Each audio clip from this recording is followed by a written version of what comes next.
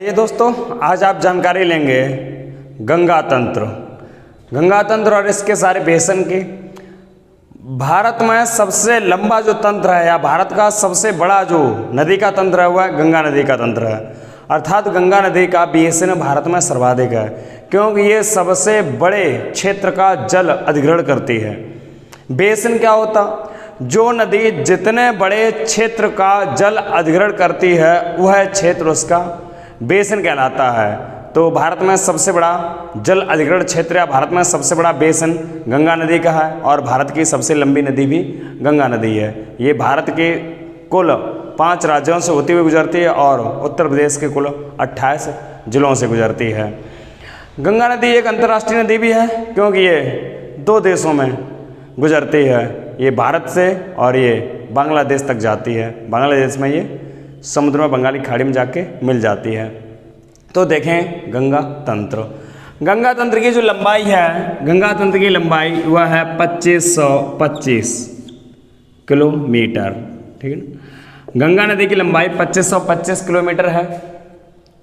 गंगा नदी हरिद्वार से देवप्रयाग से निर्मित होती है। गंगा नदी कई शाखाओं से बनती है। गंगा नदी में कई नदियों की छोटी छोटी नदियों की धाराएं मिली हैं और मिलकर गंगा का निर्माण किया है। कई नदियों ने मिलकर गंगा का निर्माण किया। अर्थात ये हरिद्वार के बाद मतलब देवप्रयाग के निकट, हरिद्वार से देवप्रयाग के निकट ये गंगा के नाम से नहीं जाती है, और हरिद्वार के बाद ये मैदानी भाग में प्रवेश कर जाती है। तो देखिए गंगा नदी किन किन धाराओं से मिलकर बनी है। तो सबसे पहले गंगा नदी सबसे पहले 2 वितरकाएं निकलती हैं, जिनका नाम है विष्णु गंगा और धौली गंगा। विष्णु गंगा और धौली गंगा की 2 वितरकाएं निकलती हैं और ये आके मिल जाती हैं कर्णप्रयाग पर। ये आके मिल जाती हैं विष्णुप्रयाग पर।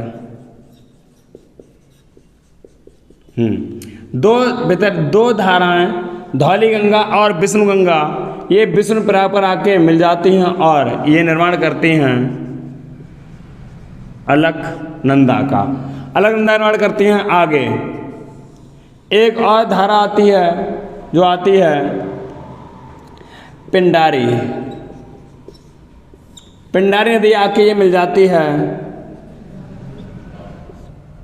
कर्णप्रयाग पर, और अलकनंदा आगे बढ़ती है। आगे अलकनंदा से एक नदी मिल जाती है मंदाकिनी। मंदाकिनी आके मिल जाती है, ये मिल जाती है रुद्र प्रयाग पर। फिर आगे अलकनंदा चलती है। अलकनंदा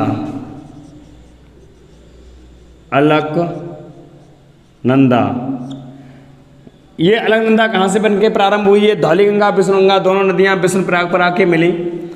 विष्णुप्रयाग पर आके मिलने के बाद ये अलकनंदा के नाम से जानी गई, और आगे चल से इनसे एक नदी मिलती है पिंडारी नदी। ये आके मिल जाती है कर्णप्रयाग पर।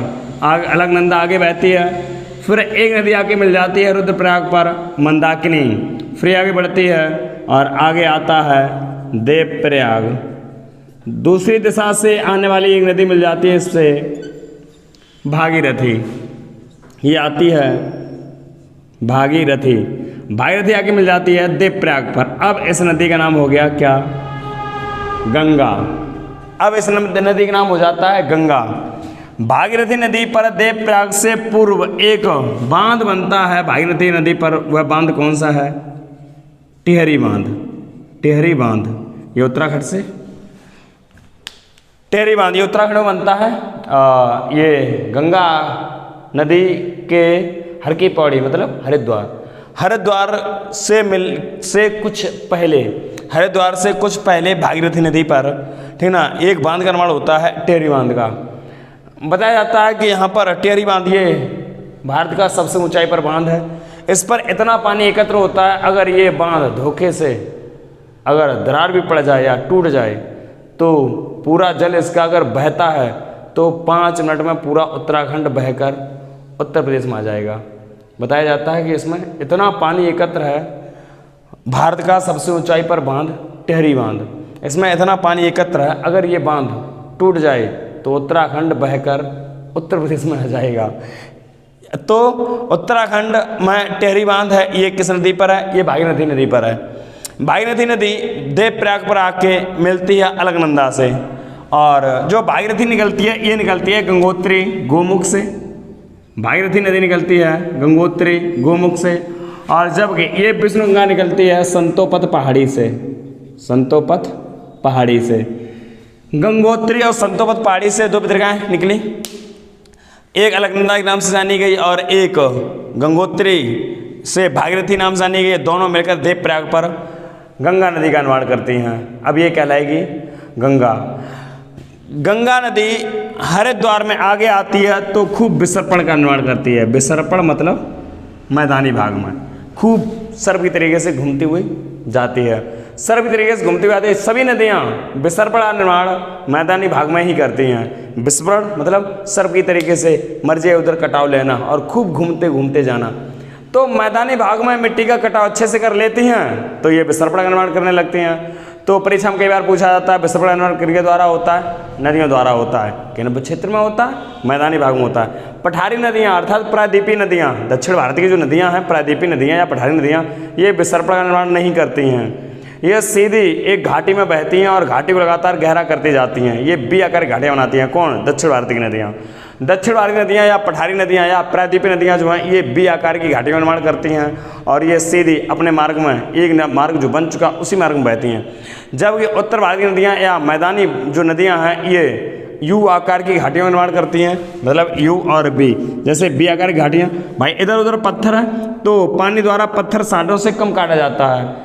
तली में जल का दबाव होने के कारण तली को ये काटता है, इसीलिए पठारी भाग की जो नदियां हैं वो लगातार बी घाटियों का निर्माण करती हैं। जब मैदानी भाग की नदियां अपने तल को प्राप्त कर चुकी हैं, निचला तो हिस्सा अपना प्राप्त कर चुकी हैं, तो ये जिधर बहती हैं तो ये इन क्षेत्रों को काटती हुई चलती हैं। ये नीचे की तरफ काटती है, अर्थात कौन? प्रायद्वीपीय नदियाँ। प्रायद्वीपीय नदियाँ या दक्षिण भारतीय नदियाँ हैं ये बी आकार की घाटियों का निर्माण करती हैं, जब उत्तर भारतीय नदियाँ या मैदानी नदियाँ हैं ये यू आकार की घाटियों का निर्माण करती हैं। तो परीक्षा में कई बार पूछा जाता है कि बी आकार की घाटियाँ का निर्माण किन क्षेत्रों में होता है, अर्थात पठारी भाग की जो नदियाँ होती हैं ये बी आकार की घाटियों का निर्माण करती हैं और मैदानी भाग की नदियाँ यू आकार की घाटियों का निर्माण करती हैं। मैदानी भाग की नदियाँ और पठारी भाग की नदियाँ या प्रायद्वीपीय भारत की नदियों का विशेषताएं और इनका डिफरेंस और इनका अंतर हम अगले वीडियो में बता देंगे इसका। तो जैसे ये गंगा नदी बनती है देवप्रयाग पर, गंगा नदी बनती है ये हरिद्वार से आगे बढ़कर हरिद्वार में भाई हर की पौड़ी, हरिद्वार में हर की पौड़ी के बाद आगे बढ़कर ये एकदम विसर्पण का निर्माण करती है और किस क्षेत्र में निर्माण करती है? मैदानी भाग में निर्माण करती है, मैदानी भाग में प्रवेश करती है। तो कई बार परीक्षा में पूछा गया है कि गंगा नदी मैदानी भाग में कहाँ से प्रवेश करना प्रारंभ करती है? तो कहाँ से? हरिद्वार से, हर की पौड़ी के निकट से, हरिद्वार हर की पौड़ी से ये मैदानी भाग में प्रवेश करती है। अब कहलाती है गंगा। अब ये गंगा कहलाएगी। अब गंगा से कई नदियाँ दाईं ओर से मिलेंगी और कई बाईं ओर से नदियाँ मिलती हैं। गंगा से कई नदियाँ दाईं ओर से मिलती हैं और कई नदियाँ बाईं ओर से मिलती हैं। गंगा नदी, गंगा नदी देखिए भाई, तो दो वितरकाएँ निकली, धौली गंगा और विष्णु गंगा। कहाँ से निकले? उत्तराखंड से। धौली गंगा विष्णु गंगा निकली उत्तराखंड से। उत्तराखंड से एक शाखा और आती है पिंडारी। उत्तराखंड से एक शाखा और आती है मंदाकिनी। उत्तराखंड से अगली शाखा और आती है भागीरथी। अब ये बन गई गंगा। गंगा बन जाती है उत्तराखंड में। गंगा बनने के बाद यहाँ पर एक नदी आती है रामगंगा, उत्तर प्रदेश से आती है। एक नदी आती है रामगंगा। रामगंगा आगे बढ़ के रामगंगा आके और गंगा नदी में मिल जाती है। रामगंगा के बाद आगे जब गंगा बढ़ती है तो इसमें एक नदी मिल जाती है गोमती। गोमती उत्तर प्रदेश की फुलर झील से निकलती है। रामगंगा भी उत्तर प्रदेश से निकलती है। गोमती उत्तर प्रदेश के फुलर झील से निकलती है और मिल जाती है गंगा नदी में। रामगंगा ये आके बरेली मिलती है। ये, और गोमती नदी ये गंगा में आके मिल जाती है। गोमती नदी, रामगंगा, गोमती, गोमती के बाद अगली नदी घाघरा नेपाल से आती है, घाघरा नदी नेपाल से आती है और गंगा नदी मिल जाती है। और आगे चलकर घाघरा, घाघरा, अगली नदी गंडक, अगली नदी गंडक, ये उत्तर प्रदेश और बिहार की सीमा निर्धारित करती है। गंडक नदी उत्तर प्रदेश और बिहार की सीमा निर्धारित करती है और बिहार में प्रवेश कर जाती है और गंगा से जाके मिल जाती है। गंडक ये गाजीपुर में मिलती है, गंडक गाजीपुर में, गाजीपुर में ये गंगा से मिल जाती है।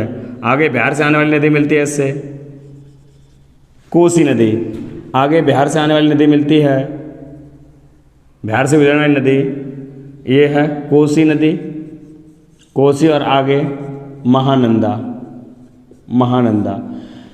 तो क्रमशः पहले धौली गंगा, विष्णु गंगा, दो नदियों की धाराएं होती हैं जो अलग निर्माण करती हैं। फिर पिंडारी मिलती है, मंदाकिनी मिलती है और भागीरथी मिलती है।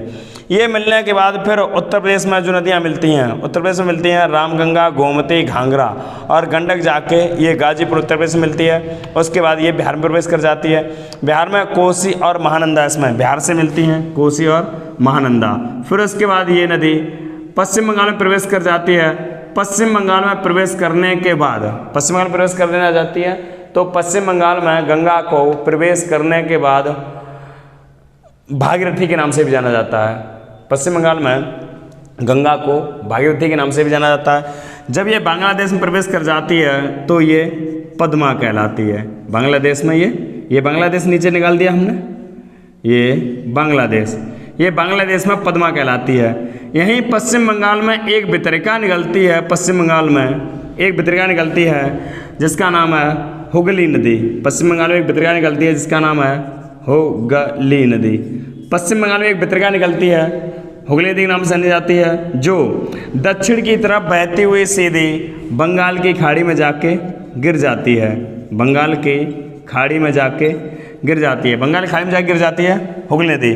हुगली नदी के तट पर कोलकाता बसा हुआ है। पश्चिम बंगाल की राजधानी कोलकाता हुगली नदी के तट पर बसा हुआ है। तो देखिए भाई, गंगा को फिर प्रारंभ से हम बांग्लादेश तक लाते हैं। गंगा की पहले जो वितरकाएँ कहाँ कहाँ मिलती हैं धाराएं, वह धाराएं हमने आपको इस चित्र में समझा दी हैं, देख लेंगे आप। फिर उसके बाद क्रमशः ये नदियाँ रामगंगा, गोमती, घाघरा, गंडक, कोसी और महानंदा, ये क्रमशः गंगा नदी से मिलती हैं। ये नदियाँ बाईं ओर से आने वाली नदियाँ हैं। बाईं ओर से आने वाली नदियाँ गंगा में क्रमशः रामगंगा, गोमती, घाघरा, गंडक, कोसी और महानंदा मिलती हैं। जिनमें उत्तर प्रदेश में जो मिलती हैं वो रामगंगा, गोमती, घाघरा और गंडक हैं। गंडक गाजीपुर जिले में आके मिल जाती है, गंडक गाजीपुर जिले में आके मिलती है। और उसके बाद ये हमारी बलिया जिले से होती हुई, कौन, गंगा नदी, उत्तर प्रदेश के बलिया जिले से होती हुई ये आगे प्रवेश कर जाती है बिहार में, और बिहार में ये छपरा जिले में प्रवेश करती है। गंगा नदी छपरा जिले से बिहार में प्रवेश करती है। उत्तराखंड से जब गंगा उत्तर प्रदेश में प्रवेश करती है तो ये बिजनौर से प्रवेश करती है। बिजनौर जिले से उत्तराखंड, हरिद्वार ये उत्तराखंड में, उत्तराखंड के बाद जब उत्तर प्रदेश में प्रवेश करती है तो ये बिजनौर जिले से प्रवेश करती है। हरिद्वार उत्तराखंड का है। बिजनौर जिले से प्रवेश करने के बाद उत्तर प्रदेश के कुल 28 जिलों से होती हुई बहती है। तो उत्तर प्रदेश की भी सबसे लंबी नदी गंगा नदी है, 28 जिलों से बहती है। और उसी समय ये उत्तर प्रदेश में लगभग 4 नदियों से, बड़ी 4 नदियों से मिलती है, जो बाईं ओर से आई हुई नदियाँ होती हैं। कुछ दाईं ओर से भी मिलती है, जैसे यमुना नदी है, दाईं ओर से भी मिलती है उत्तर प्रदेश में। तो बाईं ओर से आने वाली नदी है रामगंगा, गोमती, घाघरा, गंडक, ये है। गंडक लास्ट में जो गाजीपुर जिले में मिलती है। तो इन्हें याद, अच्छा, बाईं ओर से आने वाली नदियों का क्रम है रामगंगा, गोमती, घाघरा, गंडक, कोसी और महानंदा। तो कैसे याद रखेंगे? रामगंगा प्रारंभ की नदी है पहले, उसके बाद 4 नदियों को याद रखें, गोमती, गंडक, गोमती, घाघरा, गंडक, कोसी। तो याद रखें, गोमती का घाघरा गुंडे ले गए कैसे? गोमती का घाघरा गुंडे ले गए कैसे?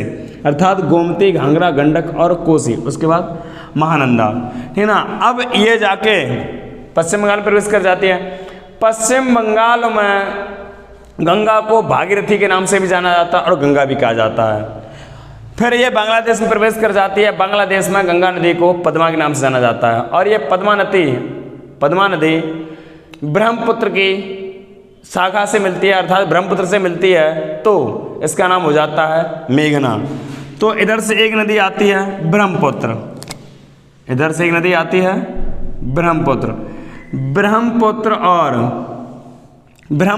और गंगा की संयुक्त धारा मेघना कहलाती है।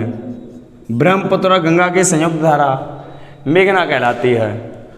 गंगा नदी बांग्लादेश में पद्मा के नाम से जानी जाती है।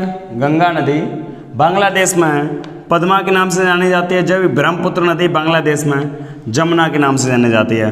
गंगा नदी पश्चिम बंगाल में भागीरथी के नाम से भी जानी जाती है। पश्चिम बंगाल में गंगा नदी की पश्चिम बंगाल में एक वितरिका निकलती है जो दक्षिणी तरफ आती है और ये बंगाली खाड़ी में गिर जाती है। इसका नाम है हुगली।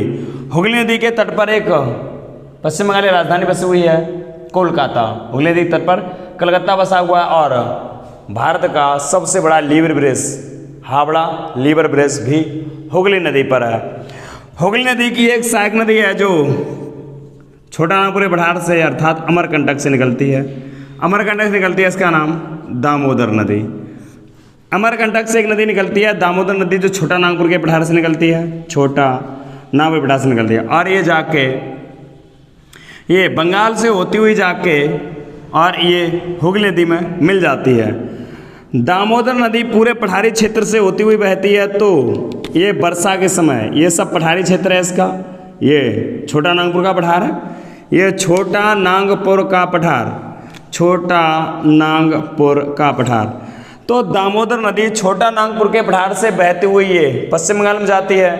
तो वर्षा के दिनों में ये पूरे पठार का जल ग्रहण कर लेती है दामोदर नदी, क्योंकि पठार का मतलब समतल पहाड़, पथरीली भूमि, समतल पहाड़ पठार कहलाता है, ठीक ना। वह एक गिलास पानी अगर उस पठार पर डाला जाए ना तो फैला फैला फिरता है, बहा फिरेगा। मतलब पठार जल को सोखते नहीं हैं। जैसे अपनी छत पर पक्की फर्श पर अगर एक गिलास जल डाल दिया जाए तो बहा हुआ फिरेगा पूरी फर्श पे, ऐसे यहाँ जब वर्षा होती है तो पूरा पानी एकत्र होके और दामोदर नदी में आ जाता है। दामोदर नदी का बहाव बहुत तेज हो जाता है और ये पश्चिम बंगाल में प्रवेश कर जाता है। पश्चिम बंगाल में जाता है तो पश्चिम बंगाल में बाढ़ आ जाती है। पश्चिम बंगाल के बहुत शहर तबाह गांव बहा ले जाती है। इसलिए दामोदर नदी को पश्चिम बंगाल का शोक कहा जाता। दामोदर नदी को पश्चिम बंगाल का शोक कहा जाता। और ये हुगली की सहायक नदी है, हुगली नदी में जाके मिल जाती है। अच्छा, ये गंगा ब्रह्मपुत्र का संयुक्त जलधारा मेघना के नाम से जानती है और गंगा ब्रह्मपुत्र का यहाँ पे एक डेल्टा का निर्माण होता है। गंगा ब्रह्मपुत्र का पश्चिम बंगाल से डेल्टा का निर्माण होना प्रारंभ हो जाता है। गंगा ब्रह्मपुत्र का एक डेल्टा है जिसका नाम है सुंदरबन डेल्टा। सुंदरबन डेल्टा, इसका नाम सुंदरबन डेल्टा क्यों पड़ा? क्योंकि यहाँ पर मैनग्रोव्स वन पाए जाते हैं। मैनग्रोव्स वन, हाँ मैनग्रोव्स बोलो या मैग्रोव्स बोलो, मैग्रोव्स वन पाए जाते हैं। मैग्रोव्स वन क्या होते हैं? ऐसे वन जिनकी जड़ें श्वसन करती हों, अर्थात ऐसे वृक्ष जिनकी जड़ों में श्वसन मूल पाई जाती है, वह मैनग्रोव्स वन कहलाते हैं। मैनग्रोव्स वन, अब इनकी जड़ों में श्वसन क्यों करती हैं? ये जड़ें श्वसन मूल क्यों पाए जाते हैं? तो यहाँ पर जो नदियों का बहाकर लाया हुआ कूड़ा करकट होता है डेल्टाई क्षेत्र में, दुनिया का सबसे बड़ा नदी द्वारा बनाया हुआ डेल्टा सुंदरबन डेल्टा है। दुनिया का सबसे बड़ा नदी द्वारा निर्मित डेल्टा सुंदरबन डेल्टा, जिसका नाम सुंदरबन पड़ा पादप सुंदरी वृक्ष की अधिकता के कारण। पादप सुंदरी वृक्ष की अधिकता के कारण बना। पादप सुंदरी वृक्ष पाए जाते हैं, वो एक प्रकार के मैनग्रोव्स वन है। सुंदरबन डेल्टा पर मैनग्रोव्स वन पाए जाते हैं। तो ये पश्चिम बंगाल में है। मैनग्रोव्स वन क्या होते हैं? मैनग्रोव्स वन या मैग्रोव्स वन, मैनग्रोव्स वन इंग्लिश वर्ड है या मैग्रोव्स वन। मैग्रोव्स वन क्या होते हैं? जिनकी जड़ों में, पौधों की जड़ों में श्वसन मूल पाए जाते हैं उन्हें मैंग्रोव्स वन का पौधा कहा जाता है। श्वसन मूल क्यों पाए जाते हैं? इस क्षेत्र में दलदल होता है, डेल्टा क्षेत्र में इधर से समुद्र की लहर जाती है तो खारा जल हो जाता है, और उधर से नदियों द्वारा बहाकर लाए हुई मिट्टी और कूड़ा करकट होता है वो यहीं पे आके एकत्र हो जाता है। अर्थात जहाँ पर दलदल एकत्र हो जाता है वहाँ मैथेन की अधिकता हो जाती है। दलदल एकत्र हो जाता है वहाँ मैथेन की अधिकता हो जाती है। तो इस क्षेत्र में सुंदरबन डेल्टा में यहाँ पर श्वसन करने के लिए पत्तियों को पूर्ण रूप से ऑक्सीजन नहीं मिल पाती, क्योंकि यहाँ पर मैथेन की अधिकता होती है। जब ऑक्सीजन नहीं मिल पाती है तो पत्तियों द्वारा ऑक्सीजन नहीं मिल पाती है तो इसकी जड़ें तल पर आ जाती हैं। जड़ें जैसे मान लिया कोई रहा वृक्ष, जैसे ये रहा कोई वृक्ष, ये रहा उसका समतल अर्थात यहाँ रहा दलदल, दलदल के ऊपर भरा हुआ है जल। दलदल भाई दलदल होगा, नीचे कीचड़ होगा, ऊपर जल होगा, भरा हुआ है इसमें जल। तो फिर यहाँ पे क्या होता है कि जो इसकी जड़ें होती हैं ये जड़ें जल की सतह पर आ जाती हैं, जल के निकट, क्योंकि जल में विघटन होता है।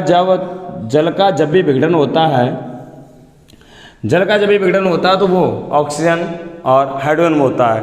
तो जल के कारण यहाँ पर निचली सतह पर ऑक्सीजन की मात्रा अच्छी पाई जाती है।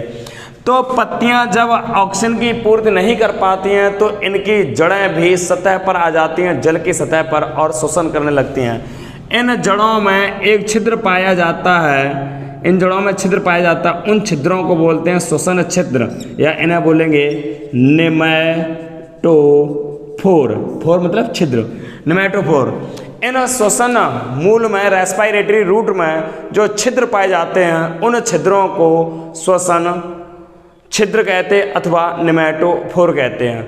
तो जब इनकी पत्तियों द्वारा ऑक्सीजन की पूर्ति नहीं होती है तो इनकी जड़ें भी आ जाती हैं और दलदल के ऊपर सतह पर ये जल के निकट आके और श्वसन करना चालू कर देती हैं, अर्थात ऑक्सीजन की पूर्ति करती हैं। जैसे आप अगर दौड़ रहे हैं, पौधे की भैया हालत है जो आपकी दौड़ते समय है, आप अगर दौड़ रहे होते हैं तो आपको अधिक ऊर्जा की आवश्यकता होती है, क्योंकि हमारी पेशियां वर्क कर रही होती हैं। पेशियां वर्क कर रही होती हैं तो ऑक्सीजन का दहन तीव्र हो जाता है, क्योंकि मुझे ऊर्जा ज़्यादा चाहिए होती है। जब ऊर्जा ज़्यादा चाहिए होती है तो ऑक्सीजन का दहन तीव्र हो जाता है।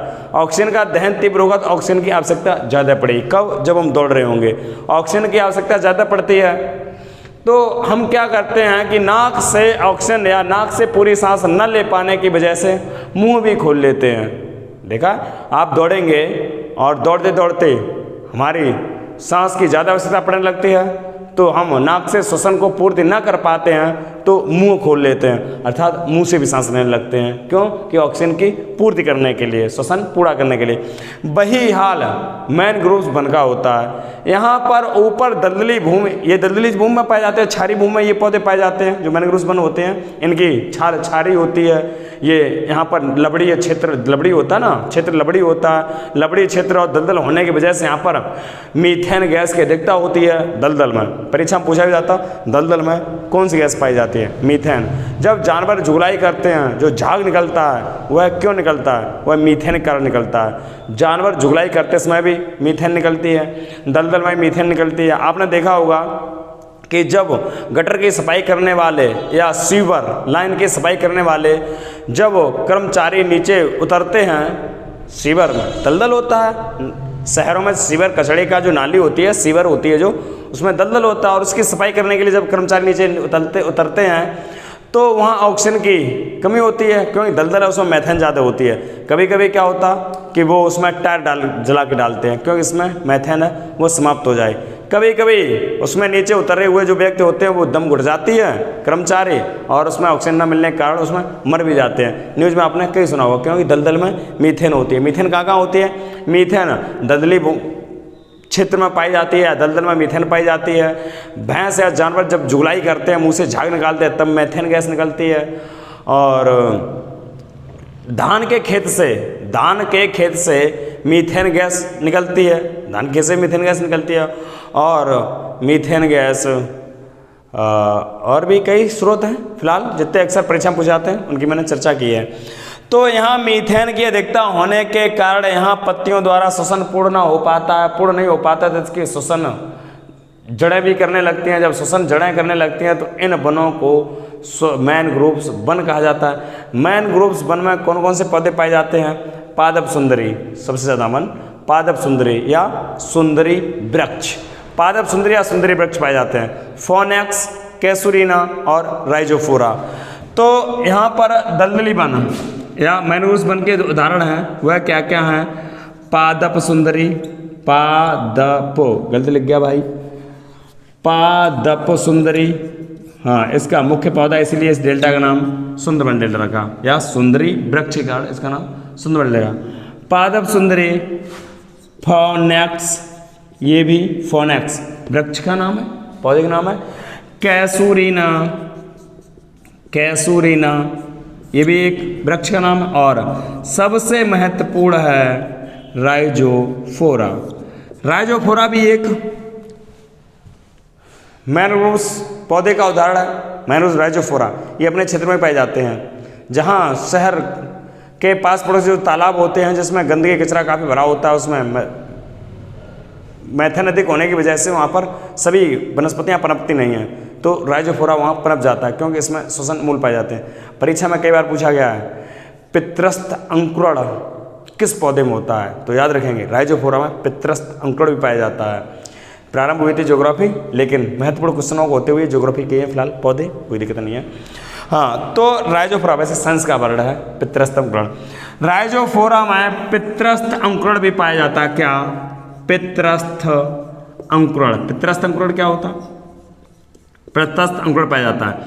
पित्रस्थ अंकुरण का मतलब होता है कि जो बीज सीड्स अपने आधार पर लगे अर्थात वृक्ष पर ही, जैसे मान लिया कि कोई, जैसे मान लिया मटर का एग्जाम्पल लिया मैंने, जैसे मटर का पौधा है उसमें उसकी फली आई, फली आने के बाद उसके अंदर बीज बने, मटर बनी, मटर बनने के बाद वह मटर उसी में तब तक बंद रहेगी जब तक वह पौधा के रूप में अंकुरित होकर और जमीन पर गिर ना जाए। भाई इसका होता है मैन, इसका राइजोफोरा का जो बीज सीड्स होता है वह फली में ही लगा रहता है, अपने पौधे पर ही लगा रहता है। राइजोफोरा का सीड्स पौधे पर ही लगा रहता है। फिर जैसे अनुकूल परिस्थिति आती है अर्थात इनके अंकुरण की सीजन आती है तो ये अपने पौधे पर ही लटके फली में ही ये अंकुरित हो जाता है। अंकुरित हो जाने के बाद ये जड़ों का निर्माण करता है और श्वसन मूल का भी निर्माण कर लेता है और पत्तियों का निर्माण कर लेता है। जब अपना स्वयं में श्वसन लेने के लिए, जीवित रहने के लिए जब सक्षम हो जाता है तब ये अपने पित्रस्थ को छोड़ता है, अर्थात जिस पौधे पर इसके सीड्स का निर्माण हुआ होता है उसी पौधे से तब अलग होता है। जैसे आप या स्टूडेंट्स, विद्यार्थी अपने घर में जन्म लेने के बाद, कोई मान लिया कोई विद्यार्थी या कोई बच्चा घर में जन्म लेने के बाद माता पिता द्वारा संभाला जाता है, देख रेख करी जाती है, फिर उसे खिलाया पिलाया जाता है, उसका देख रेख रहन सहन पढ़ाई लिखाई कराई जाती है। अर्थात 18-20 साल का जब कम से कम हो जाता है, अर्थात कहना चाहिए अपने पैरों पर जब खड़ा हो जाता है तब घर वाले उसे छोड़ते हैं। तो हमारी भी जो देख रेख होती है, इंसानों की भी जो देख रेख होती है वो पित्रस्थ देख रेख होती है। इसी तरीके से राइजोफोरा में भी पित्रस्थ अंकुरण पाया जाता है। जब ये अपने आप में सक्षम हो जाता है जीवित रहने के लिए तब ये छोड़ा जाता है पौधे द्वारा और जमीन में दलदल में धस जाता है और फिर अपने श्वसन करना प्रारंभ कर देता है। कौन? राइजोफोरा। तो आप मैनग्रोव्स वनों की खास पहचान याद रखेंगे, मैनग्रोव्स वन के पौधे याद रखेंगे और मैनग्रोव्स वन पे पौधे क्यों इनमें श्वसन मूल पाई जाती हैं वो याद रखेंगे और इनमें एक राइजोफोरा में जो पित्रस्थ अंकुरण पाया जाता है उसे याद रखेंगे। ठीक है ना? ये राइजोफोरा परीक्षा में कई बार पूछा गया है इसलिए मैंने राइजोफोरा का एग्जाम्पल दिया। इसमें अगर जो फोनेक्स, कैसूरीना या पादप सुंदरी में भी हो सकता है पित्रस्थ पाया जाता हो, लेकिन मुझे इसकी कोई जानकारी नहीं है भाई। तो राइजोफोरा की तो चर्चा कई बार हुई है, यूपी टेट में ये क्वेश्चन 2-3 बार आया था प्राइमरी लेवल पर्यावरण का, तो इसीलिए मैंने इसकी चर्चा कर दी। ठीक है ना? अब आगे बात करते हैं ये मैनग्रोव्स बात। गंगा की सबसे लंबी जो सहायक नदी है वह यमुना नदी है। यमुना नदी की लंबाई 1385 अथवा 84 किलोमीटर है। ठीक ना? तो गंगा के सबसे लंबी सहायक नदी, गंगा के सबसे लंबी सहायक नदी यमुना है जो यमुनोत्री बंदरपुर से निकलती है। गंगा के सबसे लंबी सहायक नदी यमुना है जो इलाहाबाद में, यमुना इलाहाबाद में जाके और गंगा से मिल जाती है। यमुना ये यमुनोत्री से निकलती है, यमुनोत्री निकलती है और 1385 किलोमीटर चलने के बाद ये इलाहाबाद में आके गंगा से मिल जाती है। तो गंगा की सबसे लंबी सहायक नदी यमुना है, जिसकी लंबाई 1385 किलोमीटर है। यमुना से कई नदियाँ जैसे चंबल, चंबल जनापा पहाड़ी से निकलती है, जनापा पहाड़ी से निकलती है और यमुना में मिल जाती है। बेतवा, बेतवा विंध्याचल पर्वत से निकलती है, यमुना में मिल जाती है। कैन यमुना में मिल जाती है। टोंस यमुना मिल जाती है और छोटा नागपुर भराड़ से एक नदी निकलती है, सोन। सोन नदी कहाँ पे मिल जाती है? पटना में। सोन नदी पटना में गंगा से मिल जाती है। तो दाईं ओर से मिलने वाली जो सीधी सहायक नदी है वह सोन है। दाईं ओर से मिलने वाली सहायक नदी जो सीधी सीधी है वह सोन है, जो बिहार में मिलती है। और दाईं ओर से उत्तर प्रदेश में सीधी मिलने वाली नदी यमुना है। दाईं ओर से उत्तर प्रदेश में मिलने वाली नदी, हाँ, तो यमुना आती किधर से? आती तो गंगा के बाईं ओर से है, लेकिन मिलती किधर से है? दाईं ओर से है। तो स्पष्ट रूप से अगर दाईं ओर से मिलने वाली नदी तो सोन है, जो पटना में जाके, पटना बिहार में जाके गंगा से मिलती है। दाईं ओर से आने वाली नदी नहीं है यमुना। यमुना बाईं ओर से आती है, लेकिन घूमती हुई दाईं ओर से मिलने वाली नदी यमुना है। अर्थात दाईं ओर से मिलने वाली नदियाँ दो हो गई, एक यमुना और एक सोन। सोन जाके बिहार में मिलती है और यमुना उत्तर प्रदेश के इलाहाबाद में जाके गंगा से मिल जाती है। यमुना की सहायक नदियाँ हैं चंबल, बेतवा, कैन, टोंस, और सोन जो नदी है वह सीधे सीधे गंगा की सहायक नदी है। जबकि चंबल, बेतवा, कैन, टोंस जो हैं ये अप्रत्यक्ष रूप से गंगा की सहायक नदियाँ हैं। चंबल की सहायक नदी एक है छिप्रा, छिप्रा नदी चंबल की, हाँ, छिप्रा नदी है, चंबल की सहायक नदी है। ये कहाँ? उज्जैन में बहती है, छिप्रा नदी उज्जैन में। तो छिप्रा के तट पर एक शहर बसा हुआ उज्जैन। और बनास नदी और पार्वती नदी, बनास और पार्वती नदी भी चंबल की सहायक नदियाँ हैं, जो आगे जाके अपना जल यमुना में मिला देती हैं। बेतवा, कैन, टोंस ये रही गंगा के सहायक नदियाँ। तो इनमें से कुछ भी पूछा है गंगा की प्रत्यक्ष रूप से सहायक नदियाँ कौन कौन सी हैं? तो गंगा की प्रत्यक्ष रूप से सहायक नदियाँ हैं रामगंगा, गोमती, घाघरा, गंडक, कोसी, महानंदा और सोन और यमुना, ये प्रत्यक्ष रूप से। गंगा की अप्रत्यक्ष रूप से सहायक नदियाँ, तो जो सीधे सीधे गंगा को जल ना दें, किसी दूसरी नदी को जल देकर गंगा तक पहुँचाएं, वह अप्रत्यक्ष रूप से सहायक नदियाँ हो जाती हैं। है तो गंगा की सहायक नदी, लेकिन प्रत्यक्ष रूप से नहीं, अप्रत्यक्ष रूप से। कौन कौन सी? टोंस, कैन, बेतवा, चंबल, छिप्रा, पार्वती, बनास, ये भी फिलहाल गंगा की सहायक नदी है, लेकिन अप्रत्यक्ष रूप से, प्रत्यक्ष रूप नहीं। प्रत्यक्ष रूप से किसकी सहायक नदियाँ हैं? ये यमुना की सहायक नदियाँ हैं। प्रत्यक्ष रूप से यमुना की सहायक नदियाँ। देखिए, मान लिया चर्चा करेंगे हम कोसी नदी की। कौन सी नदी? कोसी नदी। कोसी क्यों?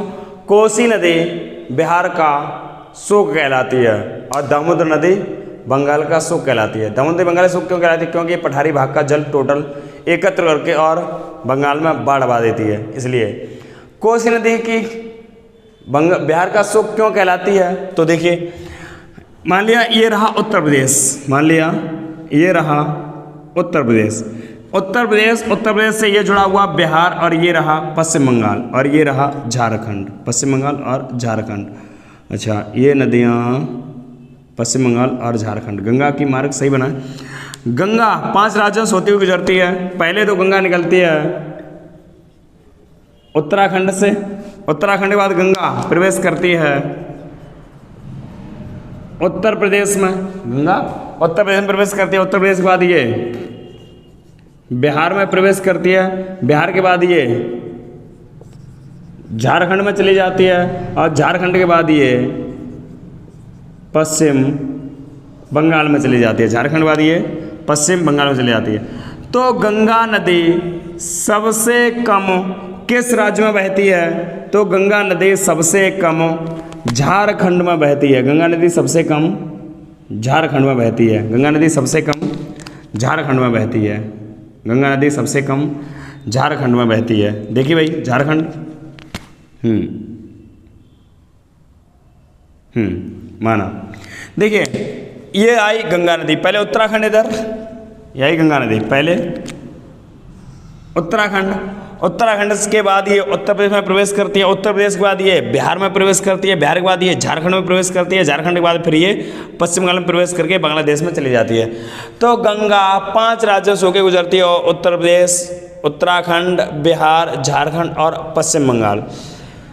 बिहार में यहाँ पर बिहार का जो ऊपरी क्षेत्र है ये भांवर अथवा तराई क्षेत्र कहलाता, भांवर अथवा तराई क्षेत्र, भांवर अथवा तराई क्षेत्र। क्यों कि ये नदी जितनी भी ये ढाल है यहाँ पर, इससे ऊपर सारा पर्वतीय क्षेत्र नेपाल का पर्वतीय क्षेत्र और तीव्र ढलान का है। ऊपर से जितनी भी नदियाँ आती हैं, रामगंगा, गोमती, घाघरा, गंडक, कोसी, महानंदा, जितनी भी नदियाँ आती हैं ये नेपाल से जब अथवा उत्तर प्रदेश या उत्तराखंड के जब उत्तरी सिरे जब आती हैं तो ये बहुत तीव्र ढाल से आती हैं। तीव्र ढाल के आने के बाद जब तराई क्षेत्र में प्रवेश करती हैं तो ये समतल में आ जाती है। तराई क्षेत्र व भांवर क्षेत्र ये लगभग समतल है। तो जब ये तीव्र ढाल से पर्वतों से जब होती हुई जब गुजरती हैं तो ये अपने साथ बड़े बड़े पत्थरों को तोड़ के लाती हैं, बड़े बड़े पत्थर तोड़ डालती हैं। जैसे गंडक नदी जो है ये उत्तर प्रदेश और बिहार की सीमा को निर्धारित करती है। गंडक नदी जो है ये अष्ट धातुओं की पहाड़ियों से होती हुई गुजरती है। तो गंडक नदी द्वारा कुछ लाई गई जो पत्थर के छोटे छोटे टुकड़े होते हैं, उन टुकड़ों को अष्ट धातुओं के भी कुछ टुकड़े पाए जाते हैं, उन अष्ट धातुओं के टुकड़ों को सालिग्राम कहा जाता है। उन अष्ट धातुओं के टुकड़ों को सालिग्राम कहा जाता। ये सालिग्राम कभी हमारी आस्था से जोड़ा गया था सालिग्राम, क्योंकि अष्ट धातु की होती है, अष्ट धातु की होती है तो इसे धुलकर पीने से रोग मुक्त होते हैं बताया जाता है। तो सालिग्राम बटिया जो होती है वो किस नदी से पाई जाती है? वह गंडक नदी से पाई जाती है। गंडक नदी से अभी हाल ही में एक राम की मूर्ति बनाने के लिए एक पत्थर लाया गया है जो लगभग 14,000 वर्ष पुराना है। ये गंडक नदी से ही पाया गया। गंडक नदी में बहुत दिनों से ये बह रहा था, हजारों सालों से बह रहा, बहते बहते अभी भी ज़्यादा घिसा नहीं, टूटा फटा नहीं। इस वजह से जो राम की मूर्ति बनाई जाएगी अयोध्या के मंदिर के लिए वह सालिग्राम पत्थर से बनेगी। ये हाल ही में नेपाल से अभी गंडक नदी से उठाकर मंगाया गया है, ठीक है ना। तो जो गंडक नदी की जो बटिया उसे सालिग्राम बटिया बोलते हैं, अर्थात सालिग्राम बटिया किस नदी में पाई जाती हैं? गंडक नदी में पाई जाती हैं। अब बात करते हैं हम कोसी नदी की। कोसी नदियाँ जो भी नदियाँ हैं ये सभी बड़े बड़े पत्थरों को भागे लाती हैं और जैसे ही ये समतल क्षेत्र में प्रवेश करती हैं तो वहाँ पर ये बड़े बड़े पत्थरों को अपने मार्ग पर रोक के मार्ग अवरुद्ध कर लेती हैं। जैसे मान लिया ये रही गंगा नदी और ये रही कोसी नदी, ये रहा बिहार और ऊपर रहा ये नेपाल, ये रहा बिहार। और बिहार में जैसे ही ये कोसी नदी प्रवेश करती है तराई क्षेत्र में, वैसे ही बड़े बड़े पत्थरों को लाती है और अपने मार्ग में रोक लेती है। अपने मार्ग को रोकते लिए छोटे छोटे पत्थर बड़े बड़े पत्थरों के बीच में फांस लेती है तो अपने मार्ग को अवरुद्ध कर लेती है। अपने मार्ग को अवरुद्ध कर लेती है तो अपना मार्ग फिर बदल देती है। इसने क्या किया, इधर से बह रही थी अब ये इधर से बहने लगी, इधर भी मार्ग इसने अवरुद्ध कर लिया तो ये इधर से बहने लगी, इधर भी मार्ग अवरुद्ध कर लिया तो इधर से बहने लगी। अर्थात भारत में सर्वाधिक मार्ग बदलने के लिए कुख्यात नदी जो है वह है कोसी नदी है। और ये कई बार मार्ग बदलती है तो बिहार के कई गांवों को समेट ले जाती है, अर्थात बहा ले जाती है। इसलिए बिहार के लोग इससे दुखी हैं। अतः कोसी नदी को बिहार का शोक कहा जाता, क्योंकि ये अपने मार्ग में बड़े बड़े पत्थरों से अवरुद्ध कर लेती है अपने मार्ग को और अपना मार्ग बदल देती है। तो सर्वाधिक मार्ग बदलने के लिए कुख्यात